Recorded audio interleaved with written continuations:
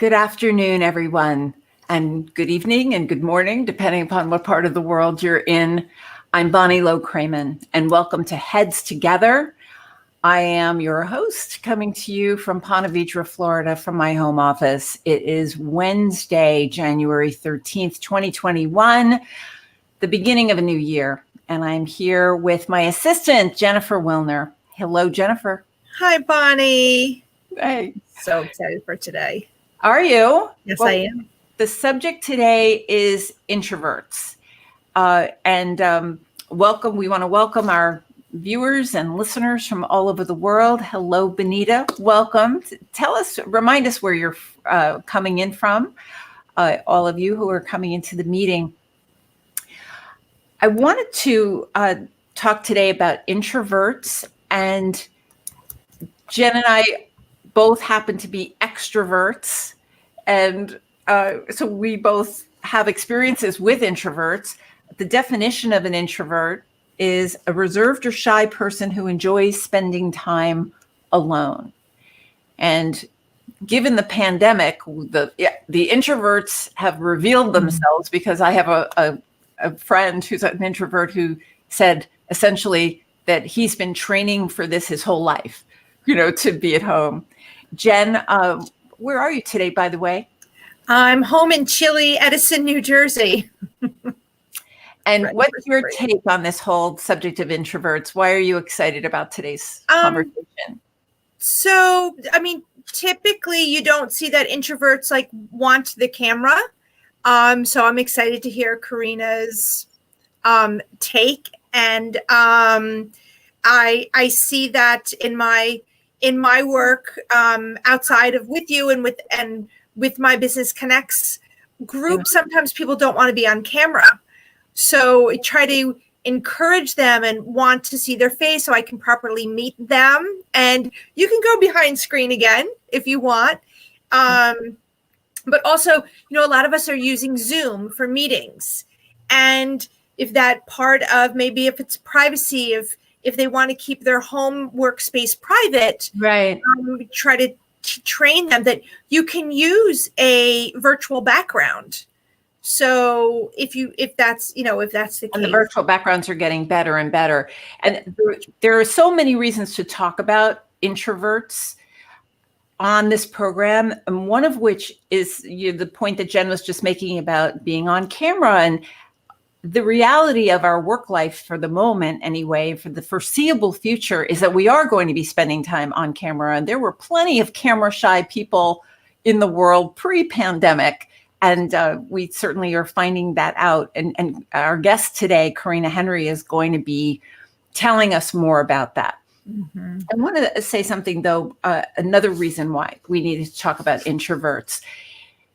Many of us, many assistants in the world are introverts. And I know this from the Ultimate Assistant workshops that we do. And some people are self-proclaimed introverts.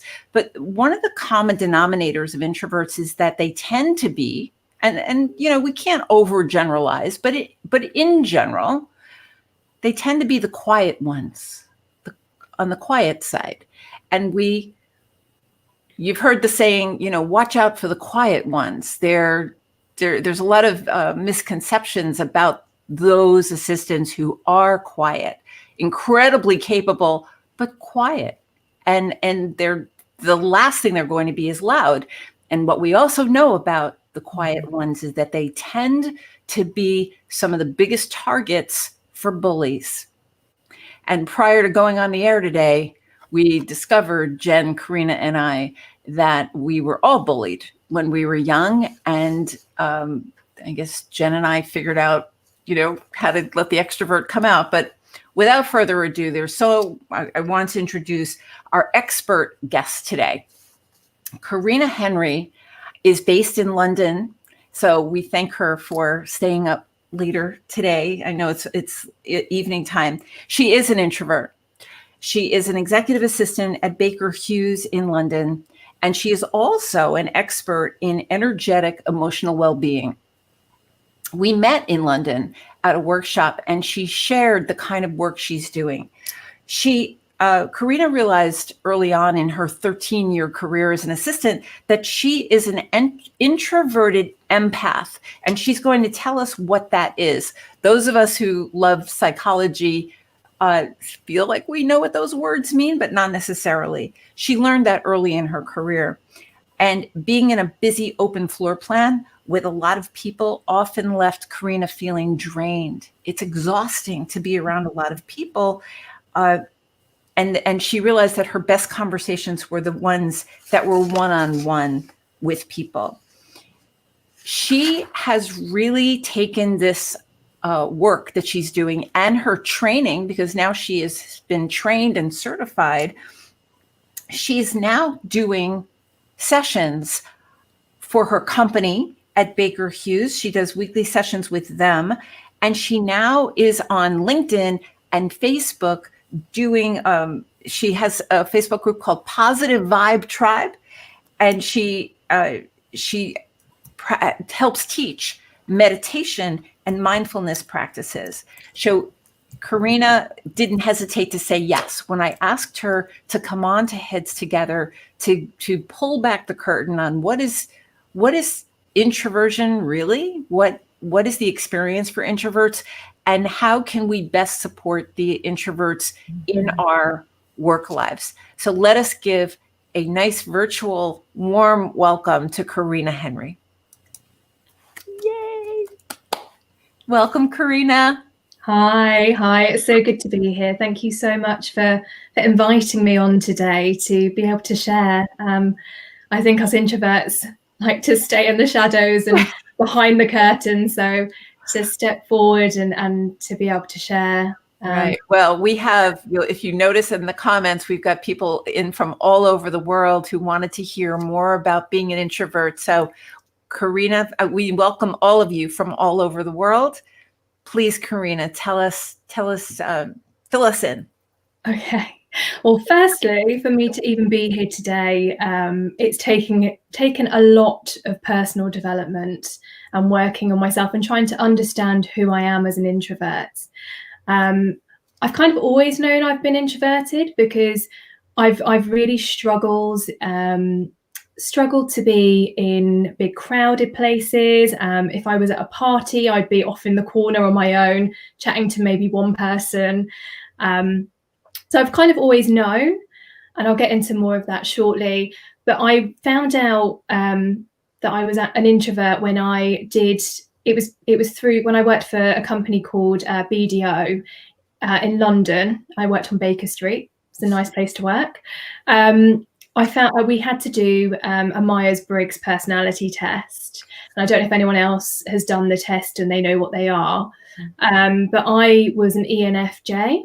So, sorry, INFJ, not ENFJ. So that's when I realized that I was introverted and I actually had like a label for it, because I'd always known that I preferred to be, in my own space, and that's how I recharged. But I didn't know what an introvert was, until, about 9 years ago, that I found out for sure. But the one thing I want to say about that too is I think even as an introvert, you can move between being extroverted and introverted. It just depends on your circumstances and where you're at. So, I think now I'm gradually moving into being a little bit more extroverted, but that's because I feel like I've got so much to share. And that is my gift to the world, being able to share my voice and to help other people who need that guidance and that support. So life as an introvert, I guess for me, like I said, I've been on a big journey of self-discovery, and I realized that I was just so sensitive to the world around me, and walking into a busy office, or into a supermarket, or going shopping, or going out and about, I would feel overwhelmed sometimes. It'd be sensory overload, and that would sometimes bring on anxiety. So for me, learning to find coping mechanisms and ways to be able to deal with the anxiety that I felt going out into public places, even preparing myself to walk out the door for work, because I had a 2-hour commute into London whilst I was commuting. Obviously now with everything happening, I'm working from home. But the amount of preparation, I'd get up an hour before I had to get ready, just so that I could get myself centered and calm to leave the house. So, because I knew I was going out into all of that energy, and so I had to learn ways to be able to really find out who I am and what's mine and what's the world's, and just to really understand. And that's why I spent the last 2 years studying the human energy field and also anatomy and physiology, trying to understand the mechanics of it, because otherwise I just couldn't function, because we had to go, I had to do a 4-hour commute each day, which meant being in a busy place, because it's London. So yeah, not the best place for introverts, really. So yeah, I'm super sensitive. I'm really empathic, which means that I can actually pick up on the emotions of the people around me. And that's why learning to be able to protect my own energy and to understand boundaries and those sorts of things, and understand how I recharge, has been such an important part of that learning. I'm going to interrupt you 1 second, Corinna, just to say, with everyone listening on the chat, if you have questions for Corinna as she's speaking, please put them in the chat. Jen's going to help moderate, because Corinna is going to take as many questions as we have time for. So it blows me away, Corinna, that you would get up that much earlier before you had to leave. As an extrovert, I hear you talking and I think, wow, that, I would look forward to the commute, or look forward to who I was going to meet, or who might I see. For extroverts, it's energizing to have that kind of contact, as opposed to draining. And you shared something very interesting the other day when we talked, that you have to kind of rev yourself up to even go on a Zoom meeting. Is that mentally prepare for that? I've even got my little bit of each other. I know. Yeah, I've spent 3 hours preparing myself energetically and emotionally to be able to do this, because it's overwhelming. It's sensory overload, and it's even that kind of putting yourself out there. It's out of my comfort zone, should I say? But obviously this is a nice safe space, so I feel happy to share, and yeah, it's good to be able to. So in terms of like sensitivity and wanting to understand myself more, I found a really, really interesting book by a lady called Elaine Aron, and it's called The Highly Sensitive Person, so the HSP. And if you haven't read that book, I highly recommend it, because it just explains so much, and it gives you lots of insight into someone who's quite sensitive to the world. And most introverts are quite sensitive. I'm not saying all are, but it tends to come with the territory, and there's a reason why we feel the need to protect our energy and have those boundaries. So life for me was really difficult. I couldn't even go to the dentist without getting massive anxiety. It was so overwhelming. So the bright lights and the noise, and it would have me on the edge of a panic attack sometimes. So the amount of preparation and emotional preparation I've had to do before I leave the house is huge. I mean, I've come a long way since 9 years ago. I'd say, with all the tools that I've discovered along the way, which I'm going to share some of them with you guys, it's been life-changing, really. So absolutely life-changing. I prefer one-to-one communication with people, because in big groups it's just too much. So when you've got all the dynamics as well, and one of the things we get accused of sometimes is being overly sensitive. Oh, you're so sensitive. And actually that can be quite harmful when people, if an extrovert does call an introvert overly sensitive, it can be quite harmful, because we are sensitive, but sensitivity is such a gift. And that's the one thing I feel like, as as an introvert, our gift is the gift of presence and the gift of being the go-to person if people want to go and sort of have an agony on, or have someone to talk to who will understand them and be able to hold that safe space.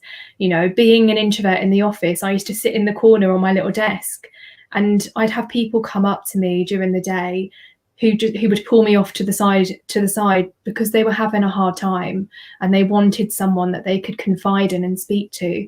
So I've been that person for people, and they've come to me because they trust me and I am a safe space. And as an introvert, I'm not the sort of person who gets involved in drama.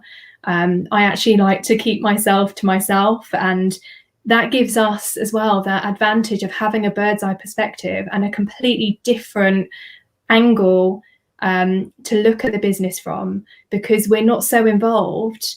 It actually gives us that kind of bird's eye perspective of an organization, of dynamics, of what's going on. So I just don't get involved in drama. And I think a lot of introverts are the same. We just want to sit in our own little corner and do our own thing. So yeah, there is so much beauty in being an introvert. And right. You have an exercise to share? I have a few exercises. Well, I have 5 top tips. So so obviously as an introvert, the most important thing is self-care. And that is like I said, it's been the most important thing that I've learnt on my journey. So and so I'll give you my 5 top tips, and we'll do a short 1-minute exercise.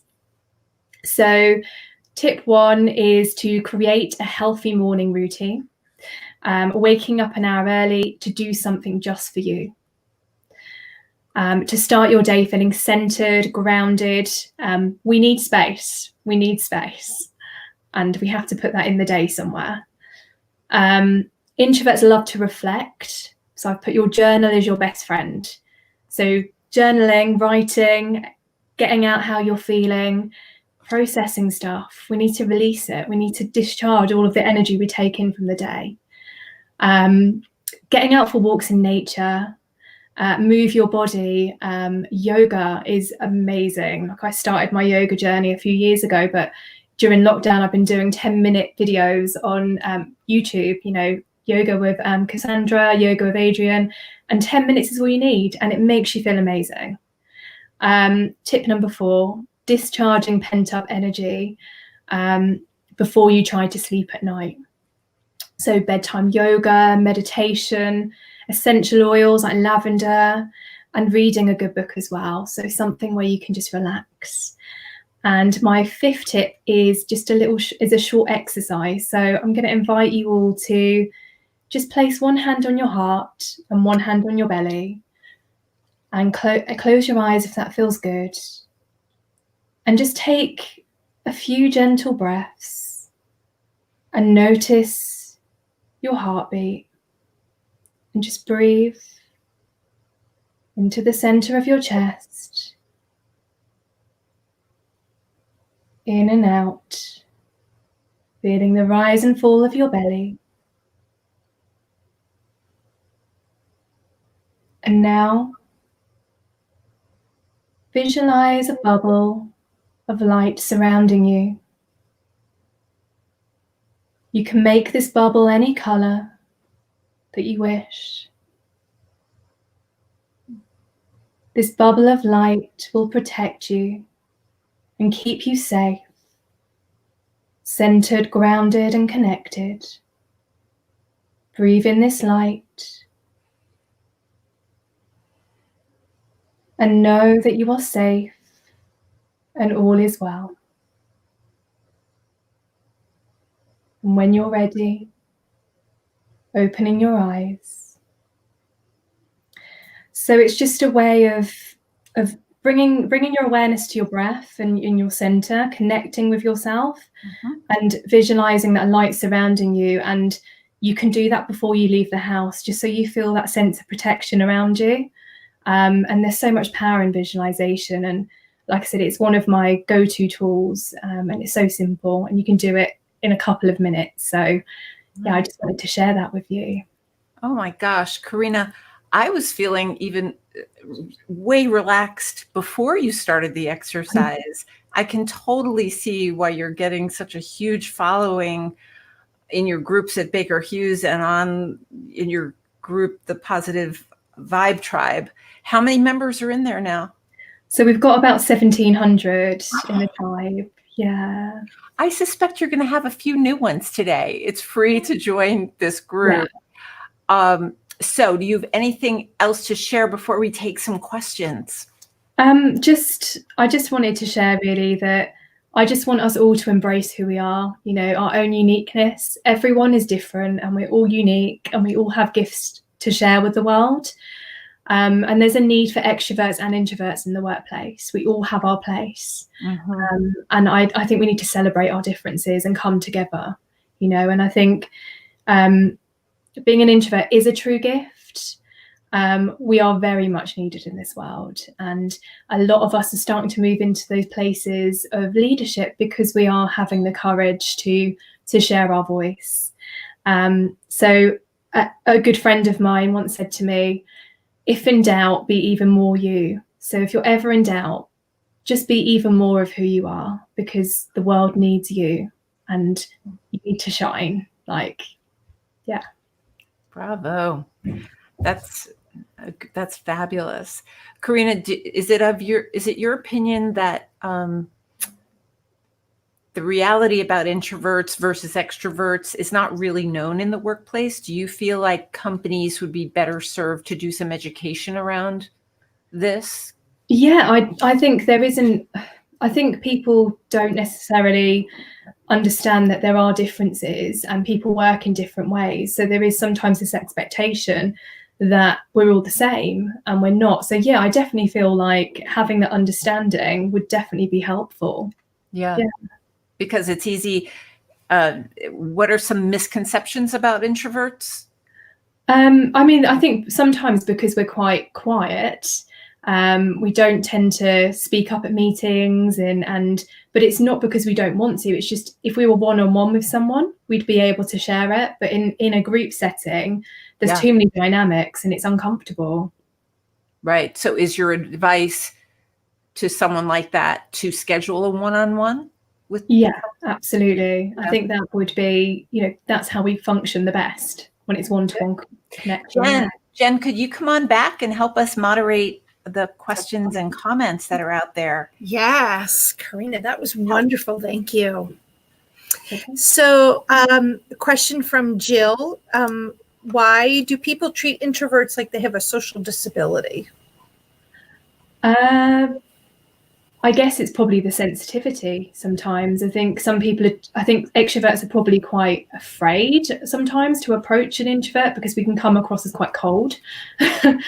That's my experience anyway. I've actually had people say, you know, some people say they felt like I didn't want to speak to them or I wasn't open.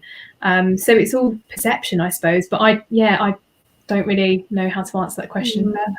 Okay. Well, Corinna, do you let people know when you first meet them that you're an introvert? Do you find a way to say it to let more them recently? I'm quite open about my sensitivity now, and needing that time to recharge. I will just say I need to go and recharge because even like I said, even just 5 or 10 minutes worth of conversation can be so draining. It just depends. Yeah. You know, I suspect that the pandemic is making that easier. We tend to have cut a lot of more breaks to people about, you know, the anxiety and the stress during this time. So maybe this is our big chance to raise awareness about all of these things. Jen, what else? Sure. Jennifer's asking, are there ways to identify an introvert that may be in your group? I'm guessing that she's referring to like within your office group. I suppose like it's not like you said, it's the quiet ones. If someone's quiet and doesn't necessarily engage, they're more than likely an introvert. And I've also noticed that they'll try and get out of social engagements as much as possible. So I know a couple of introverts who just really don't want to go to the Christmas parties and things like that. Right. And they're almost forced into it sometimes or pressurized into it. So they're the sorts of people that are Yeah, they're the ones that don't speak up at meetings. They're the ones that are kind of just go off on their own at lunchtime. So yeah, they just want to be on their own. So they're not standoffish. They're not snobs. No. They're probably just introverts. Corinna, when we talked the other day, we were talking about webcams. Yeah. And our camera shy folks, and how there's some executives that insist on webcams being on, and some who don't. And because this way of working is going to be with us for the foreseeable future, that's the reason to talk about it. Could you talk a little bit about how introverts feel about this method of communication? Yeah, so as for myself personally, I find being on camera really, really draining. So I'm going to be exhausted after this call. So we prefer without a camera on, really, because there is something about being in your own space. You're in your own kind of comfort zone, and then when you've got a video camera on, it can be quite daunting and quite overwhelming. And again, you know, for me, I try to use the camera as little as possible. Because I don't necessarily think it's you know, I don't think it's essential on every call. I mean, when but you do think it's essential on some calls, right? Some calls, yeah. I think when it's one-to-one with your executive, obviously, I think it is better, because there are times when you could be on a call with your executive and they could be doing anything, you know, in the background, and you're not necessarily going to have that full attention. So there is something about that sense of connection, and I think that's what we've lost really during this pandemic. So yeah, I think it's kind of using it with wisdom and not overdoing it to the point, you know, where you feel exhausted, and making sure you do have breaks in between your calls, so you're not burning yourself out. Sometimes assistants don't have the choice, though. They don't have the leeway. What would you recommend, Corinna, if the executive is not necessarily sensitive to the whole camera thing? Do you advise that an introvert have a conversation with the executive to kind of clue them in about it? Yeah, I think obviously be upfront about it and be honest, and come to some sort of agreement between you, because I mean, like I said, I think it is good to have video calls with your exec, but I think when it's other meetings, you know, just day-to-day meetings with other people, I think you can kind of, you know, slim down a little bit on the camera time where possible. Jen, we have quite a few, right? Yeah. So Josephine, is it smart to tell someone, your manager, you're an introvert, so they understand you better? I always think that honesty is the best policy. Be honest. I think you've got nothing to lose from being honest. Mm-hmm. Absolutely. Carrie Ann, I hope I said that right. How have you been dealing with the energy over the last 10 months? It may be a benefit to be able to stay at home, but it's also very strong, fearful energy all around at times. Yeah, there's lots of crazy energy around at the moment, but I think when you learn to be able to manage your own energy, and you can make yourself, it's almost like you put yourself in your own little bubble to some degree. And I try to tune out of media as much as possible, because it is just full of fear. And if I can't, I'm always of the mindset that if I can't do anything to change what's happening, what I can do is change what's going on here. And that's what I focus on, because we can't change the world. We can only change what's going on with us. Yeah. So our world. Yeah. Exactly. And something, Sharon, it's more of just a comment. I'm curious as to why we may want to identify someone as an introvert. This could result in biases and misperceptions that may not necessarily be true. I really like how Corinna has shared how we are all different. Is there an opportunity to create a greater space to celebrate our differences? Oh, meaning there is an opportunity. And Heather, her exec was upfront about Zoom calls, that being on video is draining. He is not an introvert. Yeah.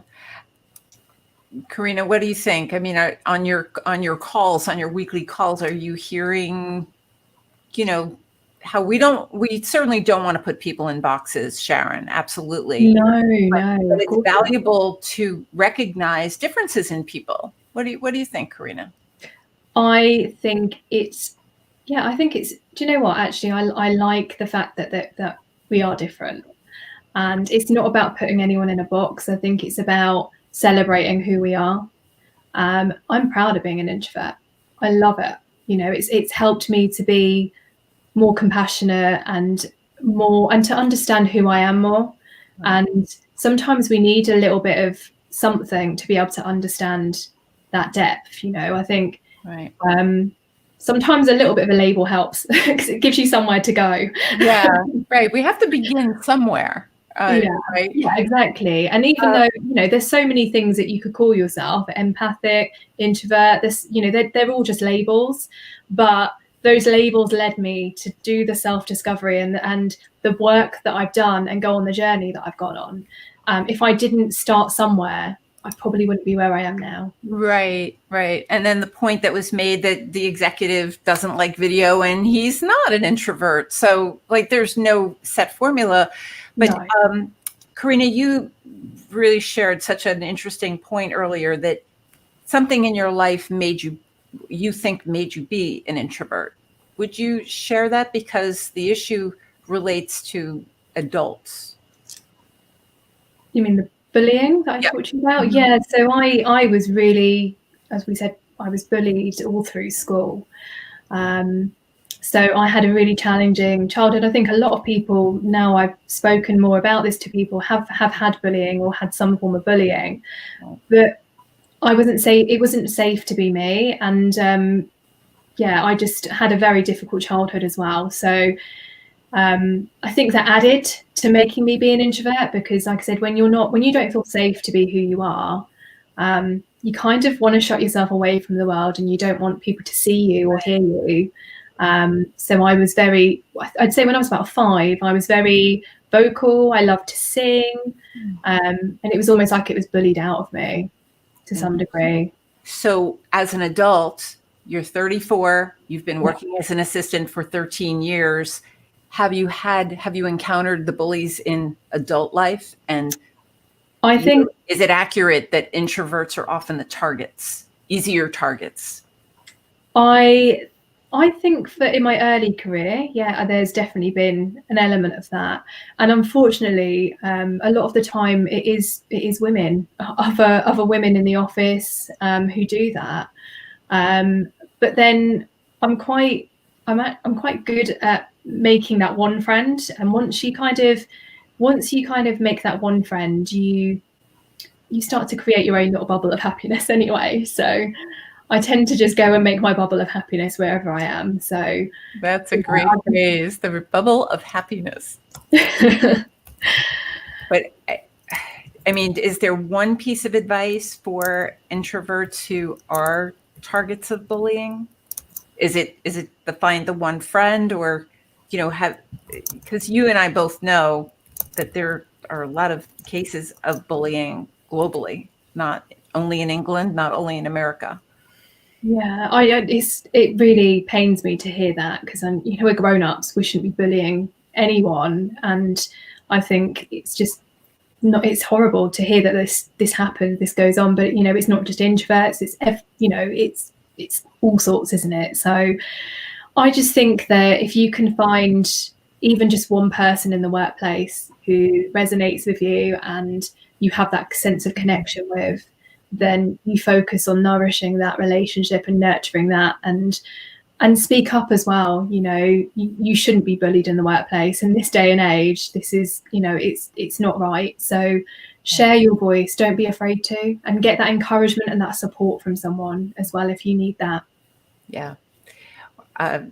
Great advice. And the listeners on this call most likely know that bullying, workplace bullying, is certainly a passion of mine and a commitment to end this thing not only for introverts, but, as Corinna says, for everyone in the workplace. But the fact is that many of the bullies, the stories we hear, they're the louder ones. I don't know whether they're officially extroverts, but they're certainly louder. That is very often a common denominator. So that bumps right into the whole quiet, calm nature of our introverts. Jen, do we have anything else that's burning in the chat? Nothing burning. Some nice conversations, comments, and yes, Heather, we did do this exercise at BTUA in my city. I remember that. I like the Myers-Briggs report. Heather's making reference to the DISC assessment. I'm a big fan of the DISC, and we give it to each of our students at the Be the Ultimate Assistant workshop. And it's there are a lot of similarities, but it identifies personality types, et cetera. So, Corinna, do you have any final thoughts for us? No final thoughts. Just embrace your uniqueness and see being an introvert as a gift. And yeah, that's it really. Okay. Well, Corinna, we thank you so much for revving up the energy to be here. In the chat, Jen, you've put Corinna's links, right? For Yes, her Corinna's LinkedIn profile and the groups that she runs on both Facebook and LinkedIn. She welcomes you into the group if you're interested in mindfulness and managing energy. It's fascinating, and she's just filled with great information regarding psychology and what makes people tick. So, there's a need for all of us in this workplace, and we celebrate that. We thank you for being here today. Next week, those of you may have heard that next Wednesday is going to be a change of the guard here in America, and we're going to have an inauguration. And therefore, out of respect, we're not going to do Heads Together next Wednesday, January 20th. We will do it on the day before. We will be here on Tuesday, January 19th at 3 p.m. Eastern Time. So Jen Willner and I certainly hope you will join us, make the move with us just for next week. And then we'll be back the following week on Wednesdays at 3 o'clock. So this is a change for next week. And if we have subject matter experts, well, I know we've got plenty of subject matter experts out there, but if there's something that you are wanting to share with this community, I urge you to reach out to me, Bonnie at BonnieLow-Kramen.com. I love nothing more than to highlight the members of our community who have such important information to share, like Corinna Henry and her knowledge about, not only is she a great executive assistant, but she happens to know a great deal about introversion and that dynamic. So I urge you to go to my website if you're interested in more information about the work we're doing at Be the Ultimate Assistant. We are opening registration for our workshops next week. The first one will be on March 4th and 5th. The dates are on the website, and we open registration next week. Jen, I thank you as always for having my back for 8 years. I'm grateful. And Corinna Henry, once again, we thank you for joining us today. Really appreciate your time. Thank you for having me. You're welcome. So thank you all for joining us from all over the world. Please keep in touch with us and with Corinna. Most of all, stay safe and healthy, because if we do that, we can solve whatever issues come along in this workplace. So thank you all. Okay. See you next week.